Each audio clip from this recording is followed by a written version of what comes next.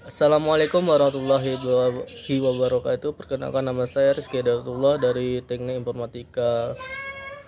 Di sini saya ingin menjelaskan tentang sistem distribusi dan paralel, yang mana pada MK ini diampu oleh Bapak Basarudin SPD MKOM. Baiklah, langsung saja kita masuk ke pengertian sistem terdistribusi, di mana definisi sistem terdistribusi adalah sebuah sistem yang komponennya berada pada jaringan komputer, dan komponen tersebut saling berhubungan dan berkomunikasi, juga koordinasi hanya dengan mengirimkan pesan. Sistem terdistribusi berbagai sumber daya perangkat keras seperti printer, file-file data, dan sumber daya. Contoh dari sistem terdistribusi antara lain adalah aplikasi web ataupun client server, yaitu ada information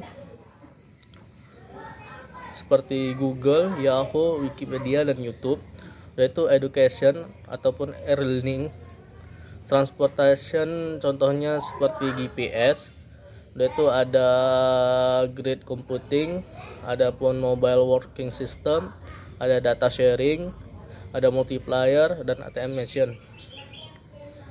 Yang mana pada sistem terdistribusi ini memiliki dua, yaitu ada keuntungan dan kelemahan sistem terdistribusi.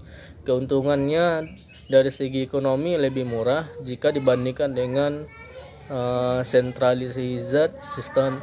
Dari segi ketersediaan, terdapat sistem backup. Jika terdapat sistem yang mati, maka secara otomatis akan backup ataupun akan kembali gitu.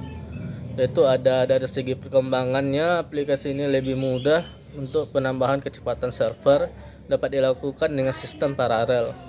Yaitu dari segi kecepatan pada sistem terdistribusi ini lebih tinggi dibandingkan dengan menggunakan mainframe ataupun HCP.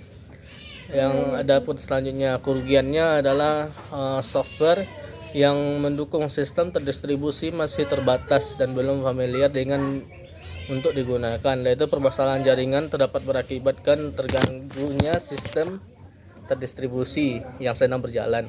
Yaitu terdapat celah untuk mengakses data secara rahasia.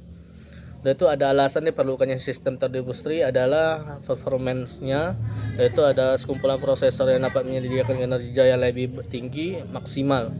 Yaitu banyak aplikasi terlibat, maka akan baik jika dikelompokkan berdasarkan kegunaan kelompoknya. Yaitu ada reliability, jika terjadi kerusakan pada suatu mesin maka kinerja sistem akan keseluruhannya tidak akan terganggu. Yaitu mesin baru dapat ditambahkan jika kebutuhan proses meningkat. Yaitu ada sharing ataupun resource. Model sistem terdistribusi ada satu, sistem client server, yaitu ada sistem point to point ataupun sistem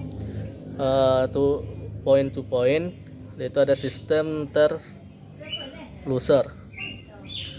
Kemudian ada parallel processing, sistem terdistribusi. Pemrosesan paralel adalah penggunaan lebih dari satu CPU untuk menjalankan sebuah program secara selimutan. Yaitu idealnya parallel processing membuat program berjalan lebih cepat, karena semakin banyak CPU yang digunakan maka semakin baik.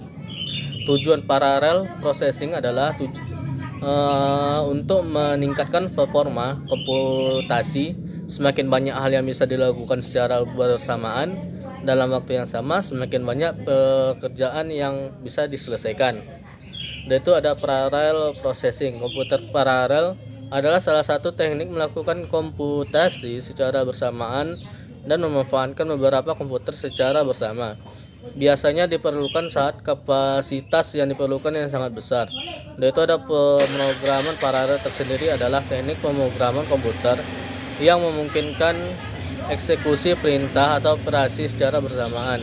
Bila komputer yang digunakan secara bersama tersebut dilakukan oleh komputer-komputer terpisah dalam terhubungnya satu jaringan komputer.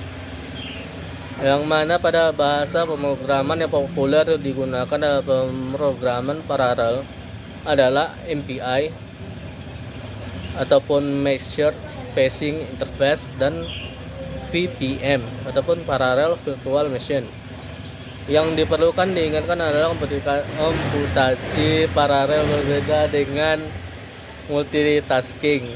Pengertian multitasking adalah komputer dengan prosesor tunggal yang mengeksekusi beberapa tugas secara bersamaan. Untuk lebih perjelasnya dalam mengenai perbedaan komputasi tunggal ataupun menggunakan satu prosesor dengan komputasi paralel menggunakan beberapa prosesor, antara lain sebagai berikut. Ada 4 model komputasi yang antara lain sebagai berikut. Ada SIMD, yaitu ada MISD, ada MIMD, ada SISD, yang merupakan singkatan dari Single Instruction. Single Data adalah salah satunya yang digunakan arsitektur non-Neumann. Ini dikarenakan model ini hanya digunakan satu prosesor saja. Beberapa contoh komputer yang menggunakan SISD adalah Univac C1, IBM 360, ada CDC, ada Carry 1 dan PDP-1. SIMD yang merupakan singkatan dari Single Instruction Multiplate Data, yang mana di SIMD menggunakan banyak prosesor dengan instruksi yang sama, namun setiap prosesor mengelola data yang berbeda.